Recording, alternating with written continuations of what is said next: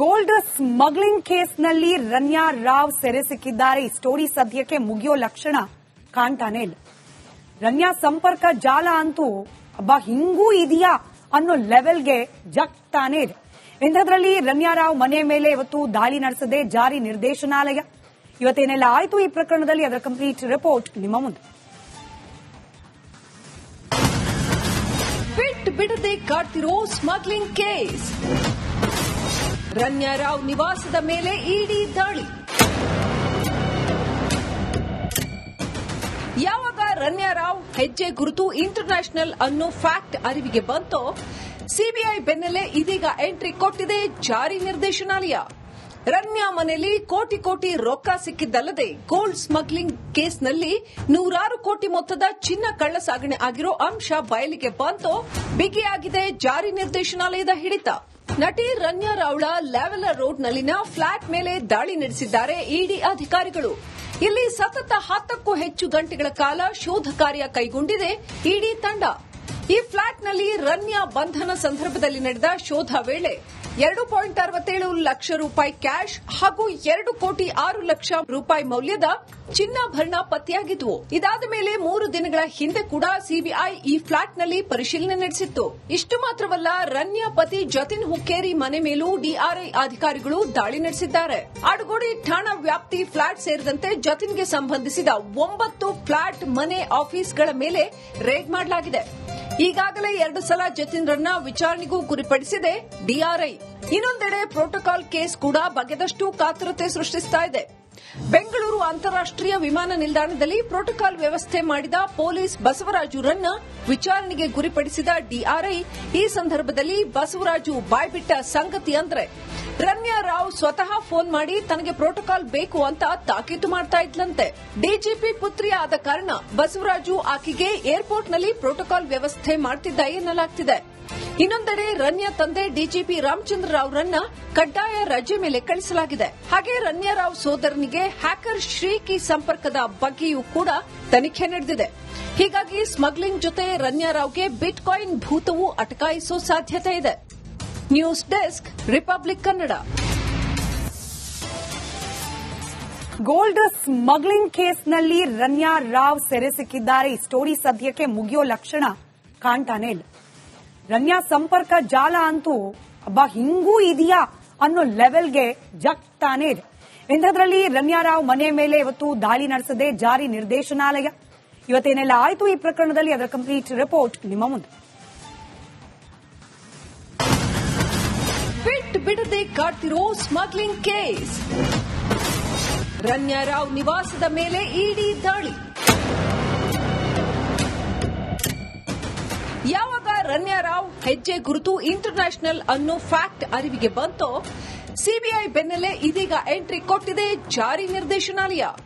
ರನ್ಯಾ ಮನೆಯಲ್ಲಿ ಕೋಟಿ ಕೋಟಿ ರೊಕ್ಕ ಸಿಕ್ಕಿದ್ದಲ್ಲದೆ ಗೋಲ್ಡ್ ಸ್ಮಗ್ಲಿಂಗ್ ಕೇಸ್ನಲ್ಲಿ 100 ಕೋಟಿ ಮೊತ್ತದ ಚಿನ್ನ ಕಳ್ಳಸಾಗಣೆ ಆಗಿರೋ ಅಂಶ ಬಯಲಿಗೆ ಬಂತೋ ಬಿಗಿಯಾಗಿದೆ ಜಾರಿ ನಿರ್ದೇಶನಾಲಯದ ಹಿಡಿತ.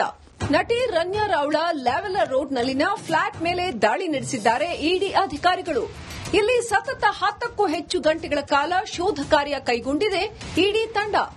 ಈ ಫ್ಲಾಟ್ನಲ್ಲಿ ರನ್ಯಾ ಬಂಧನ ಸಂದರ್ಭದಲ್ಲಿ ನಡೆದ ಶೋಧ ವೇಳೆ 2.67 ಲಕ್ಷ ರೂಪಾಯಿ ಕ್ಯಾಶ್ ಹಾಗೂ 2 ಕೋಟಿ 6 ಲಕ್ಷ ರೂಪಾಯಿ ಮೌಲ್ಯದ ಚಿನ್ನಾಭರಣ ಪತ್ತೆಯಾಗಿದ್ವು. ಇದಾದ ಮೇಲೆ 3 ದಿನಗಳ ಹಿಂದೆ ಕೂಡ ಸಿಬಿಐ ಈ ಫ್ಲಾಟ್ನಲ್ಲಿ ಪರಿಶೀಲನೆ ನಡೆಸಿತ್ತು. ಇಷ್ಟು ಮಾತ್ರವಲ್ಲ, ರನ್ಯಾ ಪತಿ ಜತಿನ್ ಹುಕ್ಕೇರಿ ಮನೆ ಮೇಲೂ ಡಿಆರ್ಐ ಅಧಿಕಾರಿಗಳು ದಾಳಿ ನಡೆಸಿದ್ದಾರೆ. ಆಡುಗೋಡಿ ಠಾಣಾ ವ್ಯಾಪ್ತಿ ಫ್ಲಾಟ್ ಸೇರಿದಂತೆ ಜತಿನ್ಗೆ ಸಂಬಂಧಿಸಿದ 9 ಫ್ಲಾಟ್, ಮನೆ, ಆಫೀಸ್ಗಳ ಮೇಲೆ ರೇಡ್ ಮಾಡಲಾಗಿದೆ. ಈಗಾಗಲೇ 2 ಸಲ ಜತಿನ್ರನ್ನ ವಿಚಾರಣೆಗೂ ಗುರಿಪಡಿಸಿದೆ ಡಿಆರ್ಐ. ಇನ್ನೊಂದೆಡೆ ಪ್ರೋಟೋಕಾಲ್ ಕೇಸ್ ಕೂಡ ಬಗೆದಷ್ಟು ಕಾತುರತೆ ಸೃಷ್ಟಿಸ್ತಾ ಇದೆ. ಬೆಂಗಳೂರು ಅಂತಾರಾಷ್ಟೀಯ ವಿಮಾನ ನಿಲ್ದಾಣದಲ್ಲಿ ಪ್ರೋಟೋಕಾಲ್ ವ್ಯವಸ್ಥೆ ಮಾಡಿದ ಪೊಲೀಸ್ ಬಸವರಾಜುರನ್ನ ವಿಚಾರಣೆಗೆ ಗುರಿಪಡಿಸಿದ ಡಿಆರ್ಐ. ಈ ಸಂದರ್ಭದಲ್ಲಿ ಬಸವರಾಜು ಬಾಯ್ಬಿಟ್ಟ ಸಂಗತಿ ಅಂದ್ರೆ, ರನ್ಯಾ ರಾವ್ ಸ್ವತಃ ಫೋನ್ ಮಾಡಿ ತನಗೆ ಪ್ರೋಟೋಕಾಲ್ ಬೇಕು ಅಂತ ತಾಕೀತು ಮಾಡ್ತಾ ಇದ್ಲಂತೆ. ಡಿಜಿಪಿ ಪುತ್ರಿ ಆದ ಕಾರಣ ಬಸವರಾಜು ಆಕೆಗೆ ಏರ್ಪೋರ್ಟ್ನಲ್ಲಿ ಪ್ರೋಟೋಕಾಲ್ ವ್ಯವಸ್ಥೆ ಮಾಡ್ತಿದ್ದ ಎನ್ನಲಾಗ್ತಿದೆ. ಇನ್ನೊಂದೆಡೆ ರನ್ಯಾ ತಂದೆ ಡಿಜಿಪಿ ರಾಮಚಂದ್ರ ರಾವ್ರನ್ನ ಕಡ್ಡಾಯ ರಜೆ ಮೇಲೆ ಕಳಿಸಲಾಗಿದೆ. ಹಾಗೆ ರನ್ಯಾ ರಾವ್ ಸೋದರನಿಗೆ ಹ್ಯಾಕರ್ ಶ್ರೀಕಿ ಸಂಪರ್ಕದ ಬಗ್ಗೆಯೂ ಕೂಡ ತನಿಖೆ ನಡೆದಿದೆ. ಹೀಗಾಗಿ ಸ್ಮಗ್ಲಿಂಗ್ ಜೊತೆ ರನ್ಯಾ ರಾವ್ಗೆ ಬಿಟ್ಕಾಯಿನ್ ಭೂತವು ಅಟಕಾಯಿಸೋ ಸಾಧ್ಯತೆ ಇದೆ.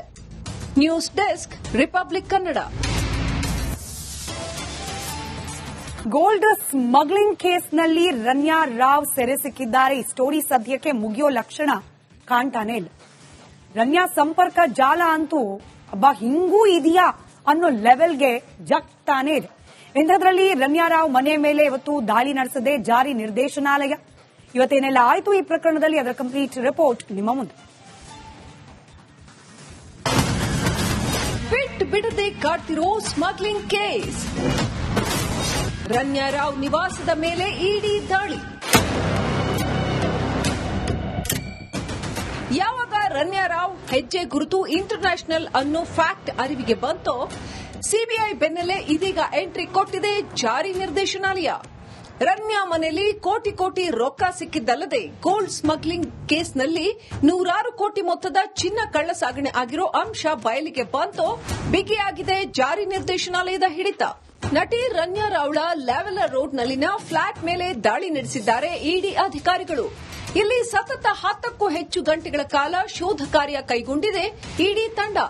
ಈ ಫ್ಲಾಟ್ನಲ್ಲಿ ರನ್ಯಾ ಬಂಧನ ಸಂದರ್ಭದಲ್ಲಿ ನಡೆದ ಶೋಧ ವೇಳೆ 2.67 ಲಕ್ಷ ರೂಪಾಯಿ ಕ್ಯಾಶ್ ಹಾಗೂ 2,06,00,000 ರೂಪಾಯಿ ಮೌಲ್ಯದ ಚಿನ್ನಾಭರಣ ಪತ್ತೆಯಾಗಿದ್ವು. ಇದಾದ ಮೇಲೆ 3 ದಿನಗಳ ಹಿಂದೆ ಕೂಡ ಸಿಬಿಐ ಈ ಫ್ಲಾಟ್ನಲ್ಲಿ ಪರಿಶೀಲನೆ ನಡೆಸಿತ್ತು. ಇಷ್ಟು ಮಾತ್ರವಲ್ಲ, ರನ್ಯಾ ಪತಿ ಜತಿನ್ ಹುಕ್ಕೇರಿ ಮನೆ ಮೇಲೂ ಡಿಆರ್ಐ ಅಧಿಕಾರಿಗಳು ದಾಳಿ ನಡೆಸಿದ್ದಾರೆ. ಆಡುಗೋಡಿ ಠಾಣಾ ವ್ಯಾಪ್ತಿ ಫ್ಲಾಟ್ ಸೇರಿದಂತೆ ಜತಿನ್ಗೆ ಸಂಬಂಧಿಸಿದ 9 ಫ್ಲಾಟ್, ಮನೆ, ಆಫೀಸ್ಗಳ ಮೇಲೆ ರೇಡ್ ಮಾಡಲಾಗಿದೆ. ಈಗಾಗಲೇ 2 ಸಲ ಜತಿನ್ರನ್ನ ವಿಚಾರಣೆಗೂ ಗುರಿಪಡಿಸಿದೆ ಡಿಆರ್ಐ. ಇನ್ನೊಂದೆಡೆ ಪ್ರೋಟೋಕಾಲ್ ಕೇಸ್ ಕೂಡ ಬಗೆದಷ್ಟು ಕಾತುರತೆ ಸೃಷ್ಟಿಸ್ತಾ ಇದೆ.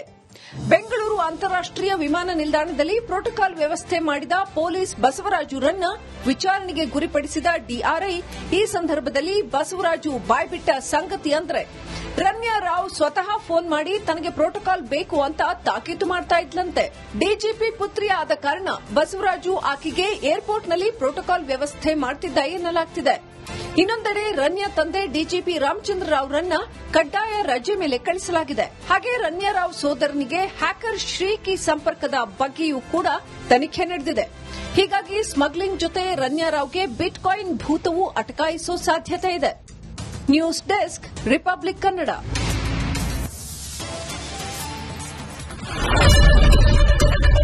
ಏನ್ ಪ್ರಾಬ್ಲಮ್ ಇಲ್ಲ, ಏರಿಯಾದಲ್ಲಿ ಏನ್ ಪ್ರಾಬ್ಲಮ್, ಏನ್ ನಿಮ್ ಪ್ರಾಬ್ಲಮ್, ಇದೆಲ್ಲ ಪ್ರಾಬ್ಲಮ್ ಆಯ್ತಿಲ್ಲ ಹೇಳಿ. ಏನ್ರಿ ನಿಮ್ ಪ್ರಾಬ್ಲಮ್, ಏನ್ ನಿಮ್ ಪ್ರಾಬ್ಲಮ್ ಅಂತ ಹೇಳಿ. ಯಾರಪ್ಪ ನಗರಕ್ಕೆ, ಗಾಂಧಿನಗರ, ದಾಸರಹಳ್ಳಿ, ರಾಜರಾಜೇಶ್ವರಿ ನಗರ, ಚಾಮರಾಜಪೇಟೆ, ಹುಬ್ಬಳ್ಳಿ, ಚನ್ನಮರುತ್ತದ, ಮೈಸೂರಿಗೆ ಬಂದಿರೋದು. ಬ್ಯಾಡಗಿ ತಾಲೂಕಿಗೆ ನಾವು ಬಂದಿವ್ರಿ. ಸರ್ ಹೇಳಿ ಸರ್, ಏನ್ ಪ್ರಾಬ್ಲಮ್, ನಿಮ್ ಎಮ್ಎಲ್ಎ ಹೆಂಗೆ, ಏನೆಲ್ಲ ಸಮಸ್ಯೆಗಳು, ಏನ್ ಕಥೆ ಇಲ್ಲಿ ಬಂತಾ? ಯಾವಪ್ಪ ಯಾವತ್ತೂ ಬಂದಿಲ್ಲ. 2 ಮಂತ್ಸಿಂದ ನೀರಿಲ್ಲ. ಟ್ಯಾಂಕರ್ ಬರ್ಬೇಕಾದ್ರೆ ರೋಡ್ ಸರಿ ಇಲ್ಲ. ಯಾರತ್ರ ಹೋಗಿ ಹೇಳೋದಕ್ಕೆ ನಮ್ಗೆ ಯಾರಿಲ್ಲ. ಕಿತ್ತೋದ್ರೆ ಏನ್ ಅಲ್ಲ ಹಾಳಾಗೋದ್ರು ಇದು ಯಾರು ನೋಡರೇ ಗತಿ ಇಲ್ಲ. ನಾವಿದ್ದೀವಿ ಅಂತಾರೆ. ಇವಾಗ ಯಾರ ಎಮ್ಎಲ್ಎ ಮಗ ಒಂದ್ ದಿವಸನೂ ಬಂದಿಲ್ಲ. ಫುಲ್ ಸ್ಟ್ಯಾಂಡರ್ಡ್ ಲಕ್ಸುರಿಯಸ್ ಬೆಡ್ರೂಮ್ ಐತ್ರಿ ಅದು. Taj West End, Madison Blue. Meeting ನಿಮ್ದು ಮೀಟಿಂಗ್ ಇಲ್ಲಿ ಮಾಡ್ರಿ. ಇಷ್ಟು ವರ್ಷ ಆಯ್ತು, ಇದಕ್ಕೆಲ್ಲ ಯಾರು ಸರ್ ಜವಾಬ್ದಾರಿ? 2,000 ರೂಪಾಯಿ ಬ್ಯಾಂಕ್ಗೆ ಹೋಗ್ತೀನಿ ಬರ್ತಾ ಇದ್ದೀನಿ, ಹೋಗ್ತೀನಿ ಬರ್ತಾ ಇದ್ದೀನಿ. ಬ್ಯಾಂಕಿಗೆ ಹೋಗ್ತೀರಿ 2,000 ಮಾತ್ರ ಬರ್ತಾ ಇಲ್ಲ. 2,000 ನಂದೇ ಹೊಂಟೈತು. ನಿಲ್ಲು ಮೇಲೆ ನೀ ಭಾರಿ ಐಟ್ ಆದಲ್ಲ ಮಾರ. ಮೇಡಮ್ ಕಣ್ರಿ ಸರ್, ರಾತ್ರಿ 1 ಗಂಟೆವರೆಗೂ ಎಣ್ಣೆ ಅಂಗಡಿ ತೆಗಿಬೇಕಾದ್ರೆ ಬೆಳಗ್ಗೆ 4 ಗಂಟೆವರೆಗೂ ತೆಗಿಬೋದಲ್ಲ. ಮಗನೂ ನೋಡಲ್ಲ, ಯಾರು ನೋಡಲ್ಲ. ನಾನು ಒಬ್ಬಳು ನೋಡ್ಕೊಂತೀವಿ ರಜ. ನಮ್ಮ ಮಕ್ಕಳಿಗೆ ಅಮ್ಮ ಅಪ್ಪ ಇಲ್ಲ, ಅವರು ನೋಡಿ ಬರ್ತಾ ಇದೀವಿ. ದೇವ್ರು ಬಿಟ್ಟಂಗೆ ಆಗುತ್ತೆ.